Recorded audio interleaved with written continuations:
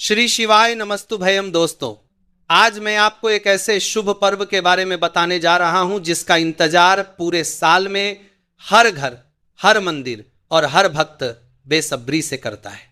जी हां, हम बात कर रहे हैं देवउठनी एकादशी की, जिसे प्रबोधिनी एकादशी या देवोत्थान एकादशी भी कहा जाता है। कहते हैं कि यह वही दिन होता है जब भगवान विष्णु 4 महीने की योग निद्रा से जागते हैं और धरती पर फिर से शुभ कार्यों की शुरुआत होती है। तो दोस्तों, जब भगवान ही स्वयं उठ रहे हों तो भला हम भक्त कैसे पीछे रह सकते हैं। आप जानते हैं ना कि हर साल जब चातुर्मास शुरू होता है, यानी आषाढ़ शुक्ल एकादशी से लेकर कार्तिक शुक्ल एकादशी तक, तब भगवान विष्णु योग निद्रा में चले जाते हैं। इस दौरान विवाह, गृह प्रवेश, मुंडन जैसे सभी मांगलिक कार्य रोक दिए जाते हैं। लेकिन जैसे ही देवउठनी एकादशी आती है, ऐसा लगता है मानो सारा ब्रह्मांड फिर से जीवन से भर गया हो।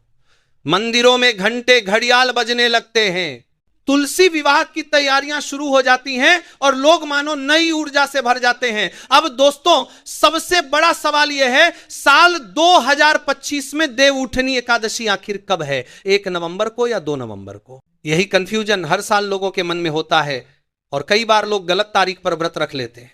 तो चलिए इसे बिल्कुल साफ कर देते हैं। पंचांग के अनुसार इस साल यानी 2025 में देवउठनी एकादशी का व्रत 1 नवंबर शनिवार को रखा जाएगा, क्योंकि इसी दिन एकादशी तिथि सूर्योदय से पहले ही शुरू होकर पूरे दिन तक रहेगी। जबकि 2 नवंबर को द्वादशी होगी और उसी दिन पारण का समय रहेगा, यानी व्रत खोलने का शुभ समय। अब बात करते हैं शुभ मुहूर्त की।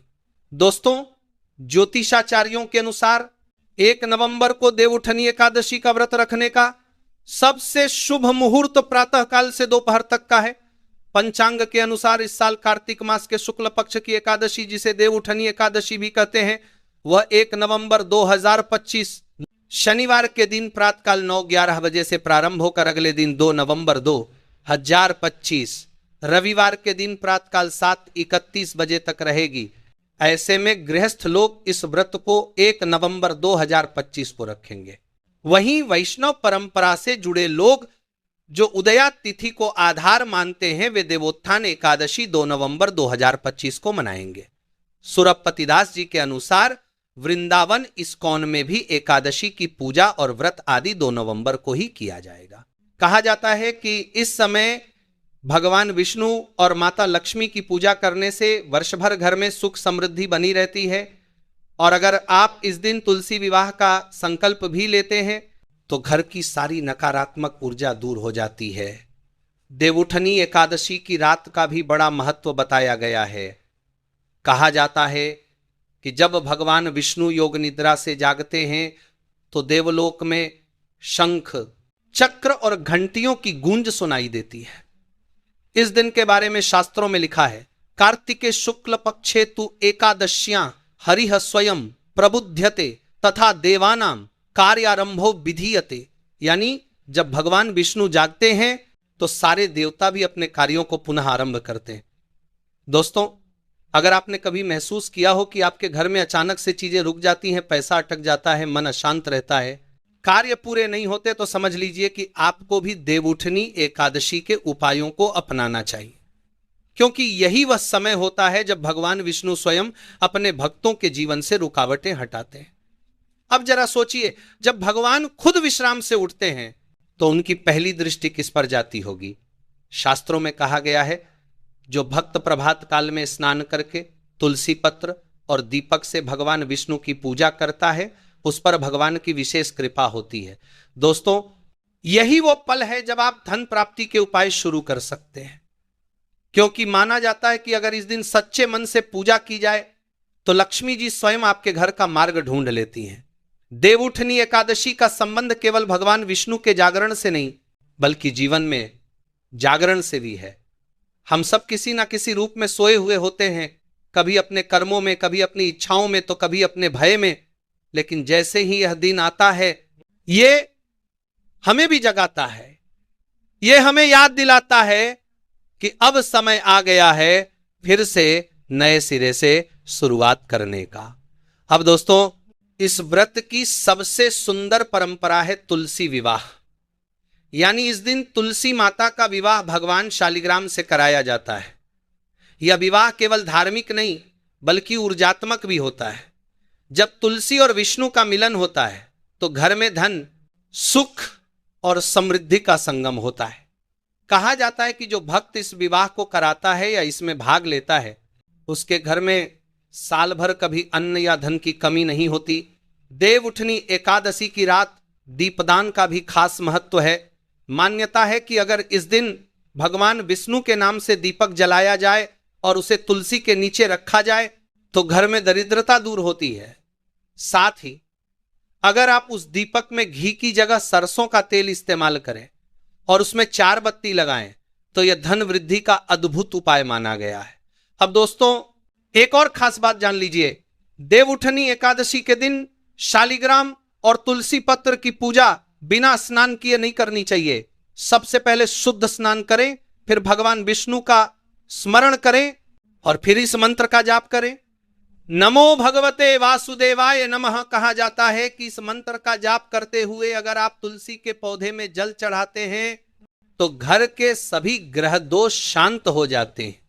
कई ज्योतिषाचार्यों का यह भी कहना है कि अगर किसी व्यक्ति का धन रुक गया हो या लगातार खर्च हो रहा हो तो उसे इस दिन तुलसी के नीचे एक छोटा पीतल का सिक्का दबा देना चाहिए और संकल्प लेना चाहिए कि जब धन प्राप्त होगा तब वह उसी तुलसी में दीपक जलाकर भगवान का धन्यवाद करेगा।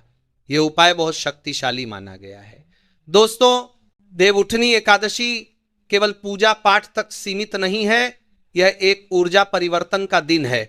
इस दिन की गई हर छोटी भक्ति, हर दीपक और हर संकल्प ब्रह्मांड में तरंगों की तरफ फैल जाता है। इसलिए इस दिन न केवल अपने लिए बल्कि परिवार, समाज और देश के कल्याण के लिए भी प्रार्थना करनी चाहिए। देवउठनी एकादशी को लेकर एक कथा भी है जो बहुत प्रेरणादायक है। कहा जाता है कि एक समय राजा बलि ने भगवान विष्णु से वरदान मांगा था कि वे सदैव उसके द्वार पर रहें। भगवान विष्णु ने वामन अवतार लेकर बलि को आशीर्वाद दिया और उसके द्वार पर पहरा देने का वचन दिया।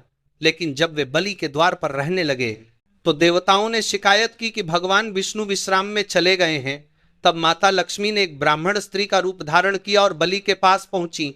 उन्होंने कहा, मैं तुम्हारे द्वार पर रहने वाले उस ब्राह्मण से विवाह करना चाहती हूं। बलि ने बिना पोरा पर देखी जा रहा हार आते हो जाने ही सहमति दे दी और जैसे ही विवाह हुआ भगवान विष्णु अपने दिव्य रूप में प्रकट हो गए। यही घटना देवउठनी एकादशी का आधार बनी जब भगवान विष्णु अपने विश्राम से जागे। दोस्तों इस कथा का अर्थ बहुत गहरा है। जब तक हमारे भीतर भगवान की चेतना सोई रहती है तब तक हमारे जीवन में संघर्ष रहता है, लेकिन जैसे ही वह चेतना जागती है धन, शांति और सफलता अपने आप आने लगते हैं। इसलिए देवउठनी एकादशी हमें यही सिखाती है कि अपने भीतर के विष्णु को जागृत करो, तभी असली समृद्धि का मार्ग खुलेगा। दोस्तों अब जब हमें यह पता चल गया कि 2025 में देवउठनी एकादशी 1 नवंबर को है तो अब बात करते हैं इस दिन के उन गुप्त और चमत्कारी उपायों की जिनसे जीवन में सुख, शांति और धन का प्रवाह कभी नहीं रुकता। क्योंकि इस दिन की ऊर्जा कुछ अलग ही होती है। ये वो दिन होता है जब भगवान विष्णु और माता लक्ष्मी दोनों एक साथ जागते हैं और जब ये दोनों देवता एक साथ सक्रिय होते हैं तो समझ लीजिए कि किस्मत के सारे बंद दरवाजे खुलने लगते हैं। देवउठनी एकादशी की सुबह दोस्तों सबसे पहले तो आपको स्नान करके पीले या हल्के सफेद कपड़े पहनने चाहिए। ये रंग भगवान विष्णु और लक्ष्मी जी दोनों को बहुत प्रिय है। फिर अपने घर के उत्तर दिशा की तरफ एक छोटा सा पूजा स्थल बनाइए। वहां भगवान विष्णु की तस्वीर रखिए और सामने तुलसी का पौधा रखिए। अब तुलसी के सामने दीपक जलाइए और हाथ जोड़कर कहिए, भगवान विष्णु आज आप जागे हैं, अब मेरे जीवन की नींद भी खोल दीजिए, मेरे घर में धन की वर्षा कर दीजिए। दोस्तों इस दिन किया गया हर संकल्प ब्रह्मांड तक सीधा पहुंचता है। इसीलिए अगर आपको धन की कमी है, काम रुक रहे हैं या बार बार कर्ज में फंस जाते हैं तो इस दिन एक बहुत ही आसान उपाय कीजिए। तुलसी के पौधे में एक पीला सिक्का दबा दीजिए। हाँ, ध्यान रखिए वो सिक्का साफ सुथरा हो और उस पर हल्दी का तिलक लगा दीजिए। फिर तुलसी के नीचे दीपक जलाकर मंत्र बोलिए, तौका श्री ह्री श्री महालक्ष्मी नमः। कहा जाता है कि जैसे जैसे दीपक की लौ ऊपर उठती है वैसे वैसे धन के रास्ते भी खुलने लगते हैं। अब दोस्तों, इस दिन का सबसे बड़ा और पवित्र कार्य है तुलसी विवाह। शास्त्रों में कहा गया है कि देवउठनी एकादशी के दिन अगर कोई तुलसी विवाह करता है तो उसके घर में कभी दरिद्रता नहीं रहती। यह विवाह वास्तव में देवी लक्ष्मी और भगवान विष्णु के पुनर्मिलन का प्रतीक है। इस विवाह में तुलसी माता को कन्या का रूप दिया जाता है और शालिग्राम जी को वर का। विवाह की विधि बहुत सरल है। तुलसी के पौधे को एक छोटे से मंडप में सजाएं, उसके चारों ओर दीपक रखें और पास में भगवान शालिग्राम की मूर्ति रखें। फिर थोड़ी सी हल्दी, कुमकुम, चावल और फूल चढ़ाकर दोनों को वर वधू की तरह सजा दीजिए। अगर आपके पास शालिग्राम न हो तो आप भगवान विष्णु की फोटो रख सकते हैं। फिर हल्दी का तिलक लगाकर तुलसी जी से कहिए, हे माता, आज मैं आपका विवाह श्री हरि विष्णु से करवा रहा हूं, आप मेरे घर में सदा लक्ष्मी रूप में निवास करें। दोस्तों, इस दौरान अगर आप नमो भगवते वासुदेवाय नमः मंत्र का 108 बार जाप करें तो यह विवाह पूर्ण फल देता है। कहा जाता है कि इस विवाह में जितनी श्रद्धा होती है उतनी ही तेजी से घर में लक्ष्मी जी का वास होता है। और सबसे बड़ी बात, अगर कोई अविवाहित कन्या इस दिन तुलसी विवाह में भाग लेती है या पूजा करती है तो उसे जल्दी ही शुभ जीवन साथी मिलता है। अब बात करते हैं उस रहस्यमय पल की जब देवउठनी एकादशी की रात को लक्ष्मी माता अपने भक्तों के घर आती हैं। कहा जाता है कि जब भगवान विष्णु उठते हैं तो लक्ष्मी जी भी उनके साथ पृथ्वी पर भ्रमण करने निकलती हैं और जिस घर से तुलसी की सुगंध, दीपक की लौ और भक्ति की भावना उठती है उसी घर की ओर लक्ष्मी जी का रुख होता है। इसीलिए दोस्तों, इस रात दीपक बुझने नहीं देना चाहिए। अगर आप सच में चाहते हैं कि धन की वर्षा हो तो एक बहुत छोटा लेकिन असरदार उपाय है। रात को 11 बजे के बाद तुलसी के पौधे के पास बैठकर एक छोटे दीपक में घी डालें और 4 बत्ती लगाएं। फिर उस दीपक के सामने बैठकर 21 बार बोलिए, मां लक्ष्मी, आज जब आप अपने पति श्रीहर के साथ जागी हैं वैसे ही मेरे घर की किस्मत भी जगा दीजिए। फिर उस दीपक को तुलसी के नीचे रख दीजिए और मन में कोई भी धन संबंधी इच्छा मांग लीजिए।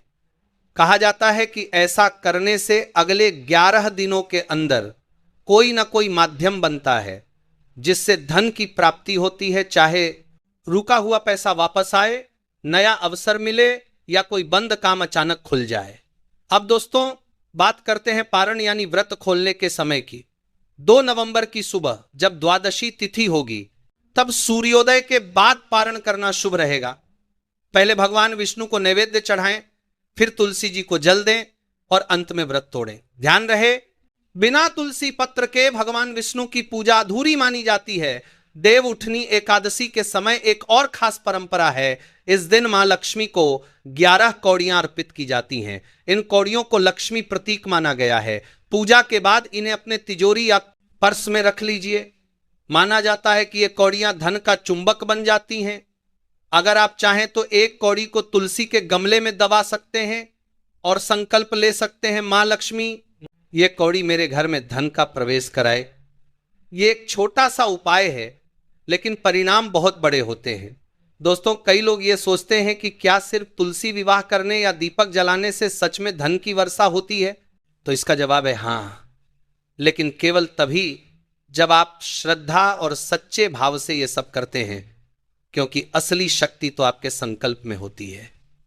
जब आप अपने भीतर भगवान को जागृत करते हैं तो पूरा ब्रह्मांड आपके पक्ष में काम करने लगता है। देवउठनी एकादशी की रात कुछ संकेत भी देती है कि माता लक्ष्मी आपके घर आई हैं या नहीं। अगर उस रात दीपक की लौ बिना हवा के लगातार स्थिर जलती रहे तो समझ लीजिए कि मां लक्ष्मी आपके द्वार पर है। अगर तुलसी के पत्ते सुबह तक ताजे बने रहें और मुरझाए नहीं तो यह भी बहुत शुभ संकेत है। और अगर सुबह उठते ही घर में किसी मीठी सुगंध का एहसास हो या मन में शांति का भाव आए तो समझ लीजिए कि लक्ष्मी जी ने आपके घर का मार्ग पकड़ लिया है। इस दिन एक और छोटा उपाय है।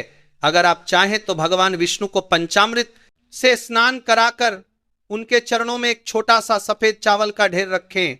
इस चावल पर हल्दी से स्वास्तिक बनाइए और मन में प्रार्थना कीजिए, हे श्री हरि, जैसे आप योग निद्रा से जागे हैं वैसे ही मेरे जीवन में भी सौभाग्य और धन का उदय हो।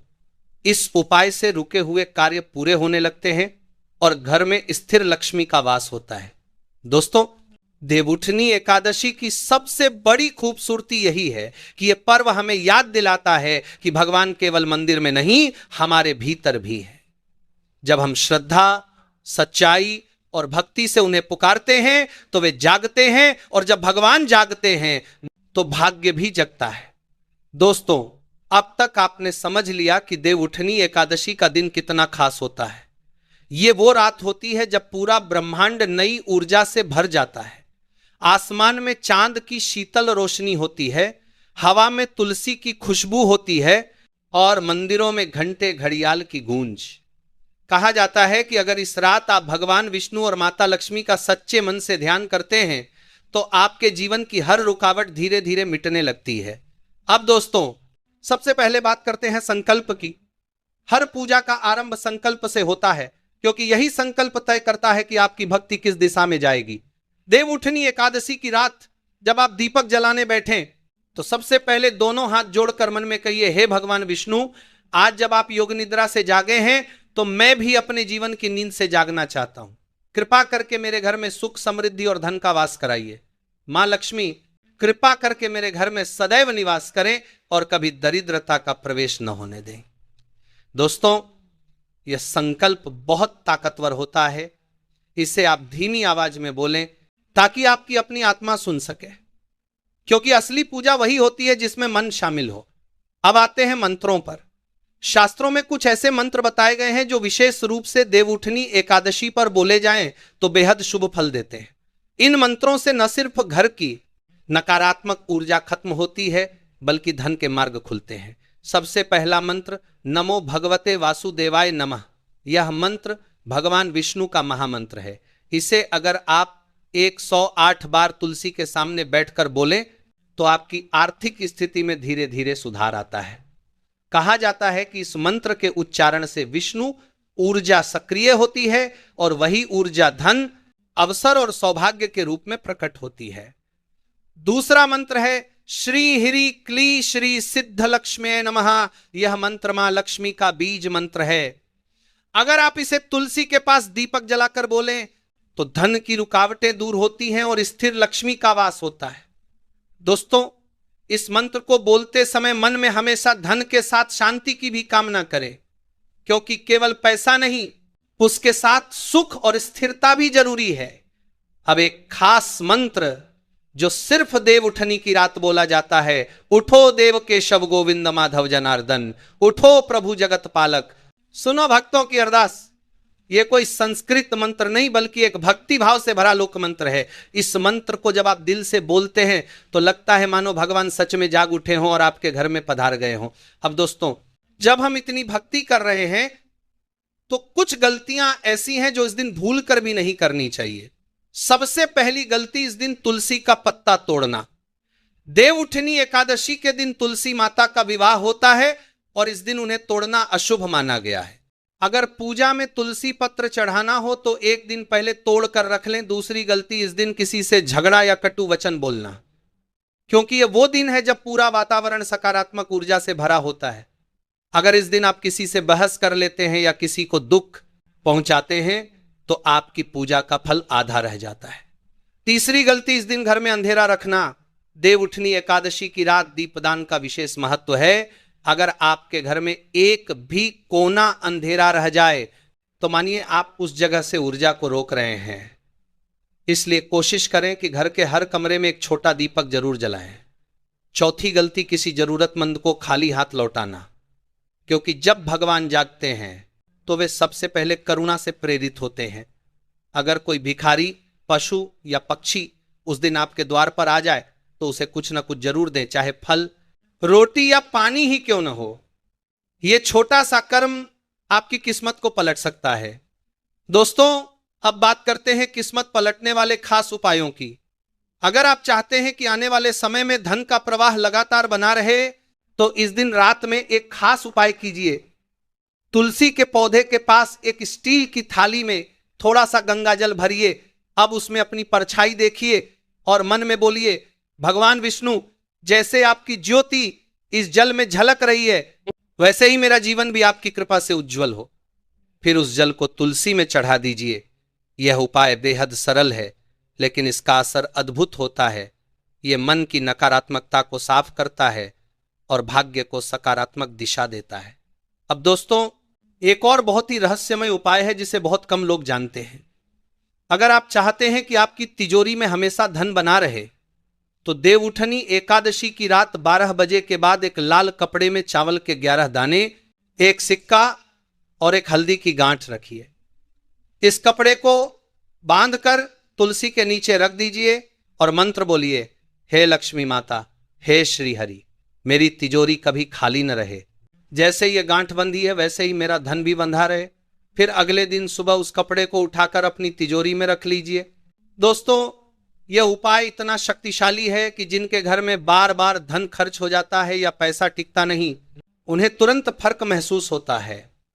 देवउठनी एकादशी की रात को एक और खास परंपरा है, भगवान विष्णु को भोग लगाना।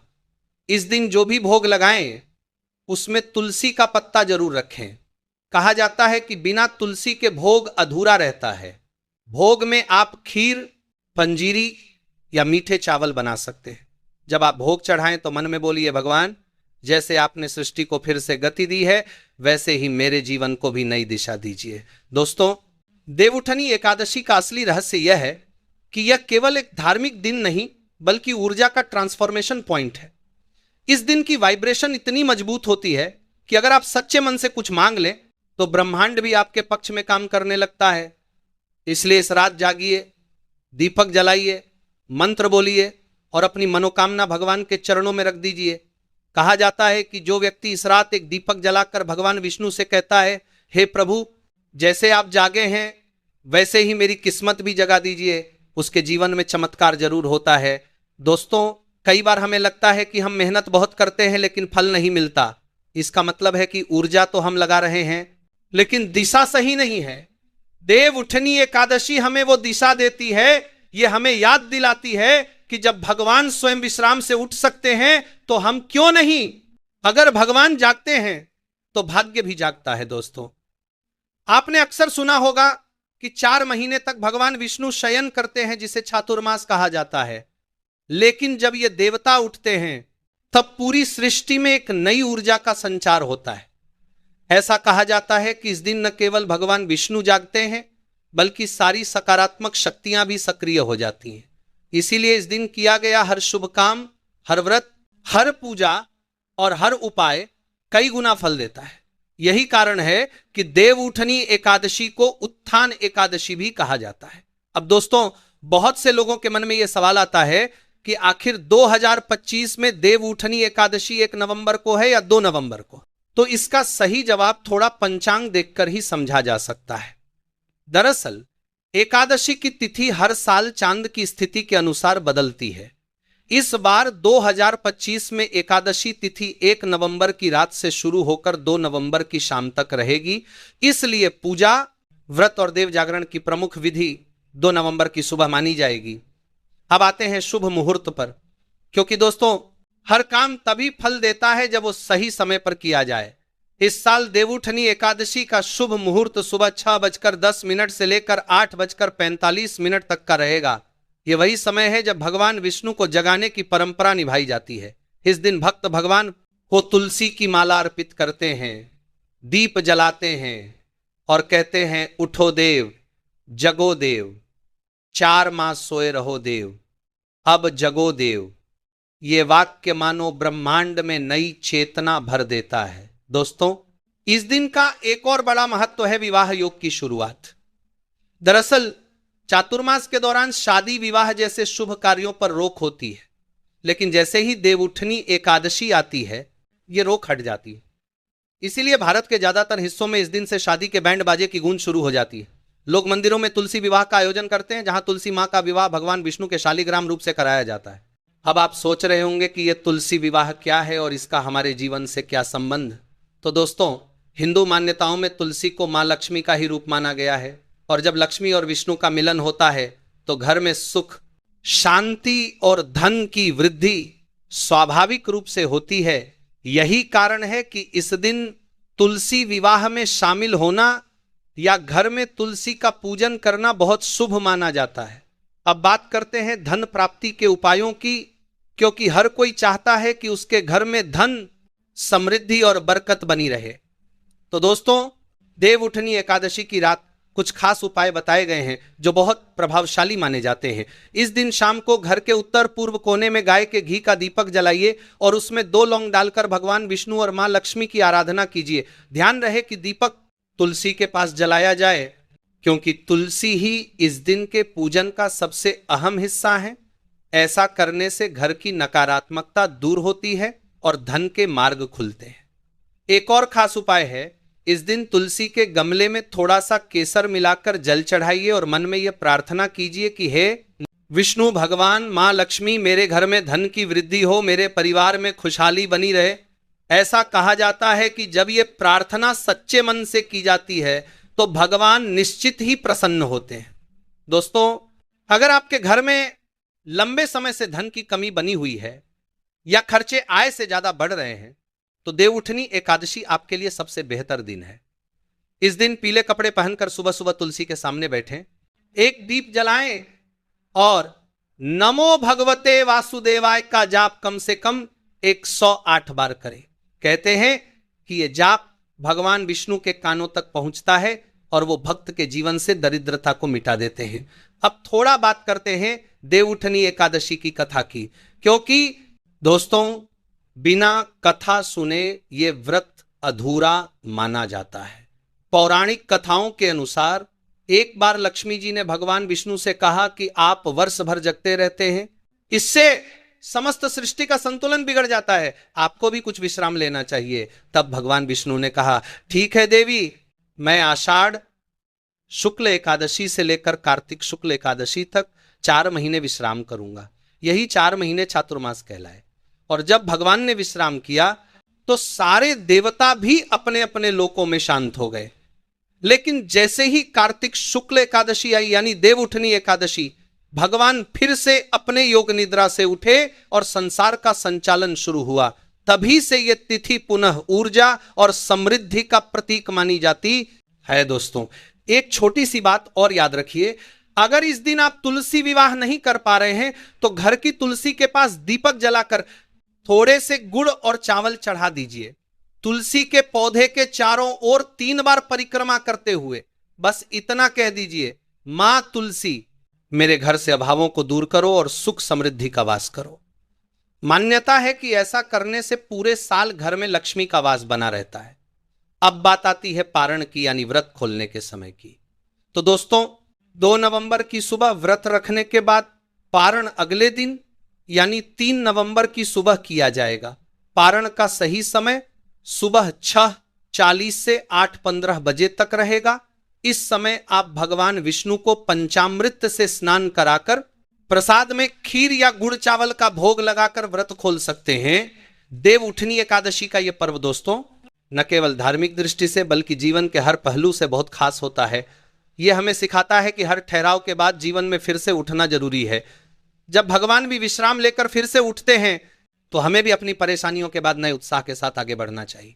तो दोस्तों, इस दिन घर को साफ सुथरा रखें, तुलसी माता को सजाएं, भगवान विष्णु को पीले फूल अर्पित करें और शाम को दीपदान जरूर करें।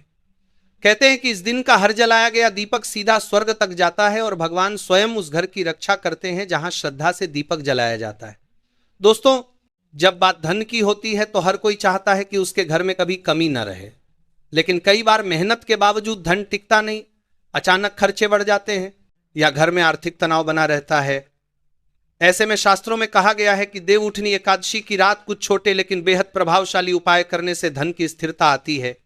और ये उपाय कोई जादू नहीं बल्कि एक तरह की सकारात्मक ऊर्जा को आकर्षित करने का तरीका है जो हमारे घर और मन को संतुलित कर देते हैं। दोस्तों, देवउठनी एकादशी की रात को तुलसी के पास दिया जलाना तो जरूरी होता ही है, लेकिन अगर आप उस दीपक में थोड़ा सा केसर, हल्दी और कपूर डाल दें तो उसका असर कई गुना बढ़ जाता है।